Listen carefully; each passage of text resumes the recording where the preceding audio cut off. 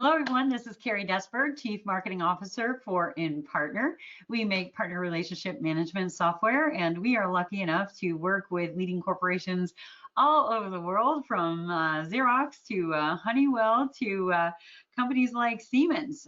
Today, as part of our Lessons from the Edge podcast, we've been interviewing all these amazing channel thought leaders that we work with across our customer base. And today's topic is a big one. It's about partner communications, which right now in this unscriptable situation that we're in with the pandemic, partner communications has become more important than ever before because we really can't be there live. We can't be there physically anymore. And we really need to make sure that we're communicating what is going on with our businesses and helping partners really know what to do to be successful and be successful business extensions of us as they help bring our businesses to life on the ground everywhere in the world. So today it's my pleasure to introduce Lisa Langley.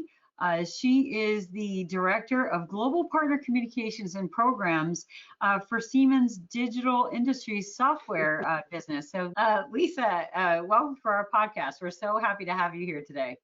Thank you. Thanks for the invitation. I really appreciate the opportunity.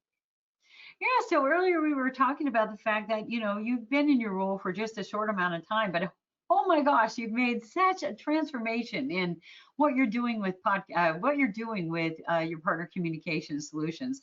Tell us, when you came in, what did you see and what did you immediately recognize that you needed to change to take what you're doing to the next level with your partners? Well, the first thing came from, I've had past life at different size companies, small and large, startup and large established companies. And it's similar. We break out our regions into zones, and each of the zones were acting kind of in their own silo.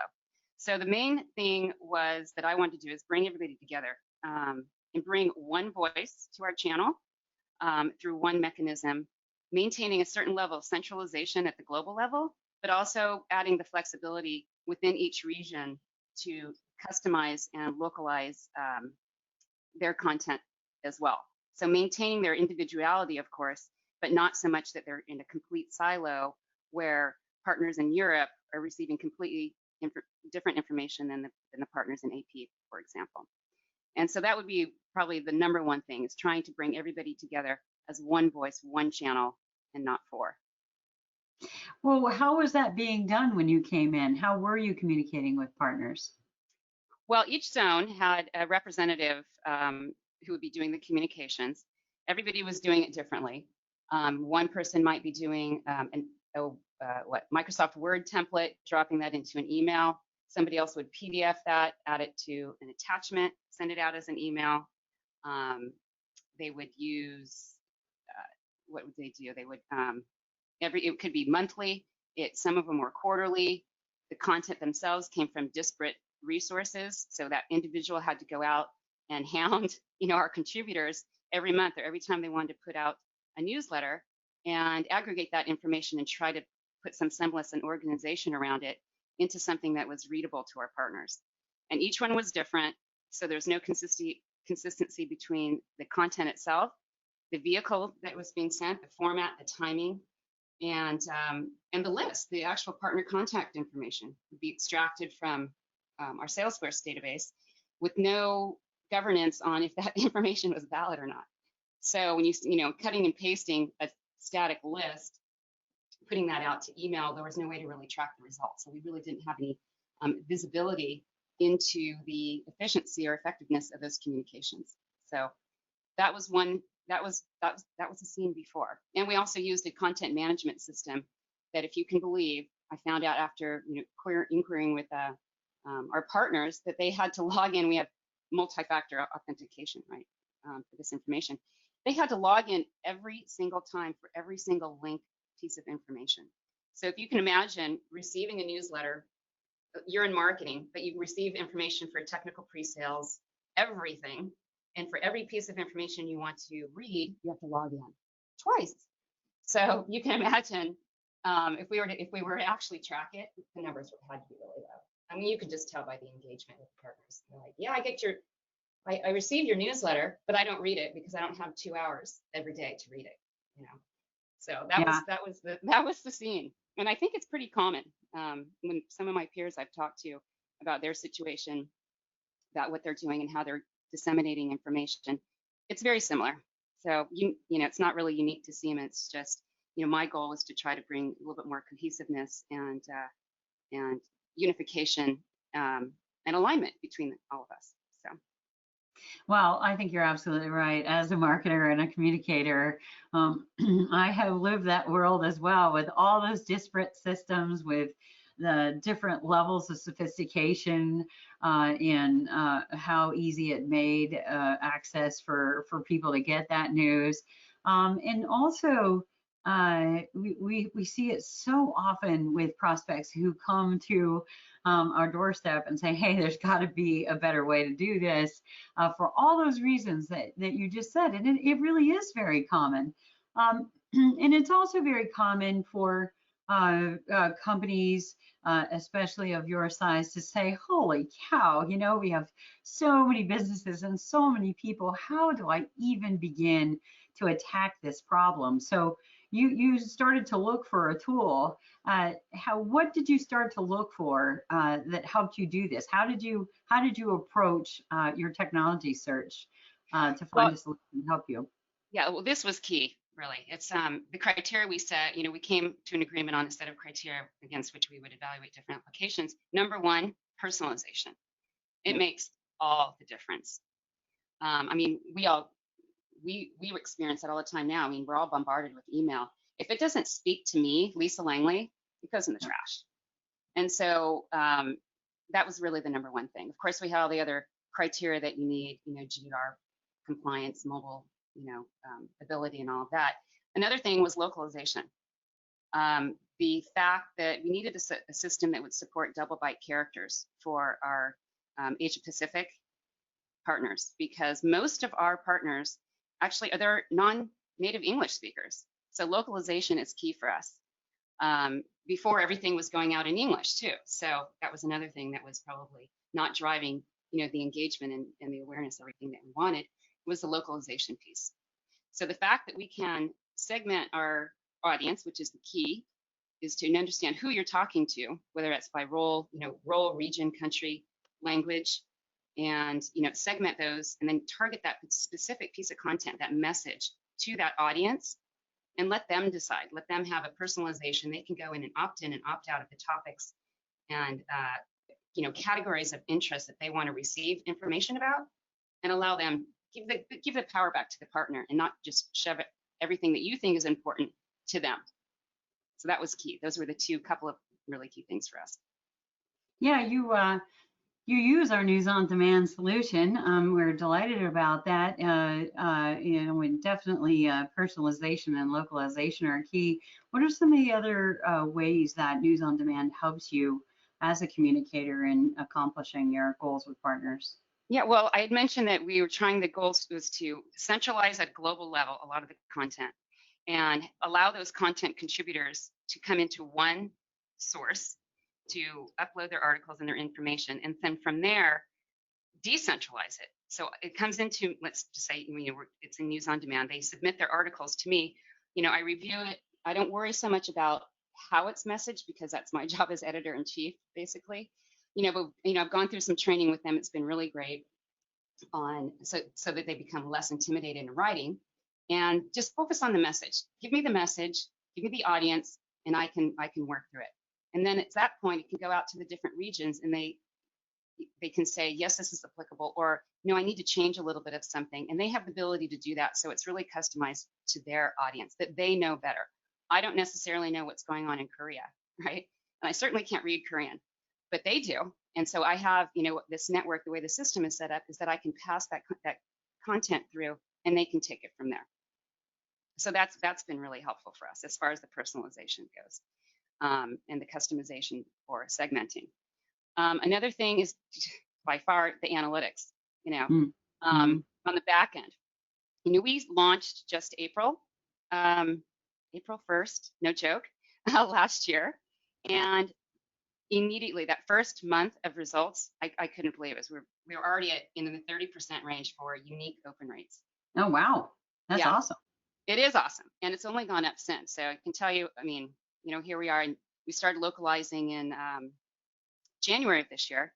And immediately for those languages that we did it phased, German, Japanese, Chinese, and Korean, those 4 languages, all of them over 50%, some up to 70% unique open rates. It's been Oh, wow. amazing. Yes, Yeah. yes.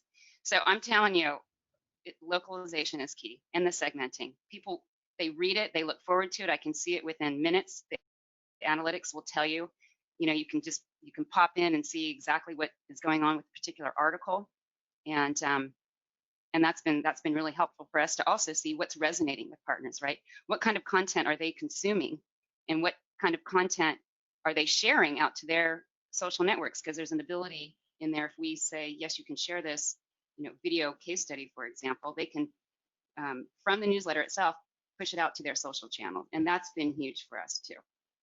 So it's been fun to see that, video case studies are really popular, and then some things, aren't so much, right? So. Yeah.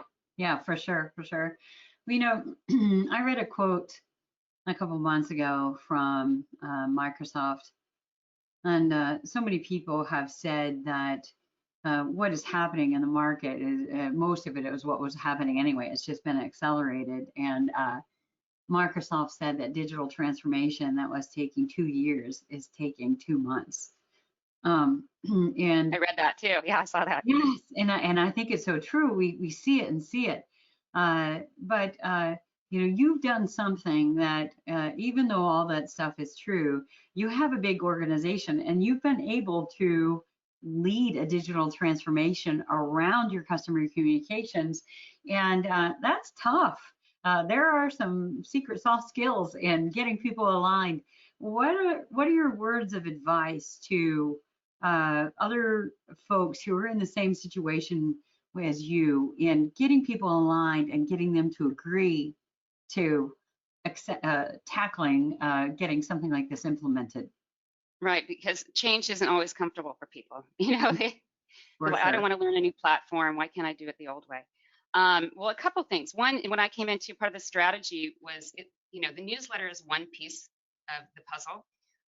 We want to be able to deliver the right message to the right partners at the right time via the right vehicle. So it's the newsletter for me is the base. That's, that has to be, that's probably the single source where the content comes in. We can look at that content and say, we can repurpose this and put it into social media. We can spin this into a blog. We can put this into a podcast or an on-demand, webinar or something that appeals to different types of partners in the way that they like to consume information. So selling that sounds great, right? To internally, and they say, great, you write once and you read it all over the place. Great.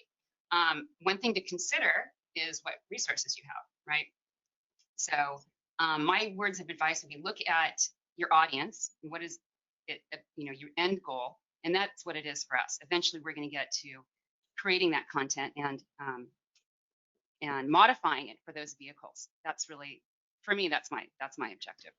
What I would do is, again, look at the audience, who you're trying to reach. Find out, like you do in your buyer personas, check out their personas.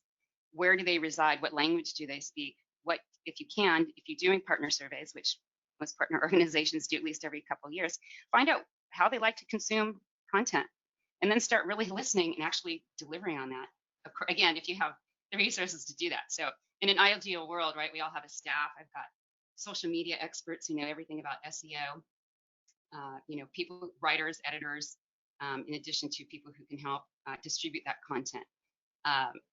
Siemen runs a little lean, so it just will take a little bit longer to get there. But that's what I would say is looking at your audience, checking in with your stakeholders, checking in with your partners, getting that set of criteria, and then going out before anything, really map out what you want to do and how realistically you can achieve it before looking at any applications.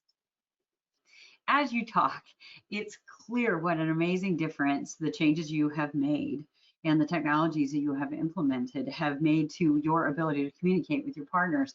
what would you say out there to all the other Lisa Lanleys who are facing what is always a plethora of things that they can be doing to amplify their work? Knowing what you know now, what would be your advice to somebody of focusing on doing what you've done versus any of the other things that you could do to make a big difference to your partner communications?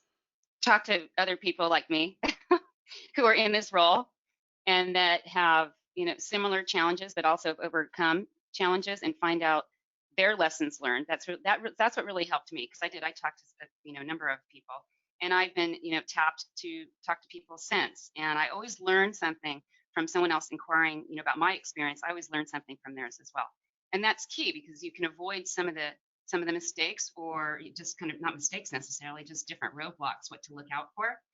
And then things that what are the quick wins, what's in you did a phased approach. We're phasing in our languages, and it's been a real success. I'm hoping that the rest of our EMEA countries um, that come on board. And if it had been a fail, go back and look at why did it fail, how did it fail, and then adjust. It's just like agile methodology, right? We're always making iterative improvements along the way, and it's been that's been really helpful. So my number one thing would be to say, do the research, talk to other people. You don't have to start from scratch. Learn from others. Fantastic.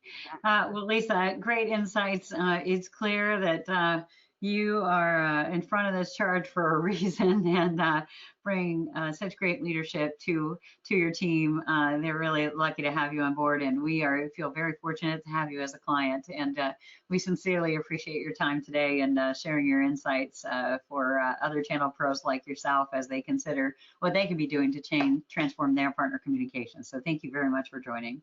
It's been absolutely my pleasure. Thank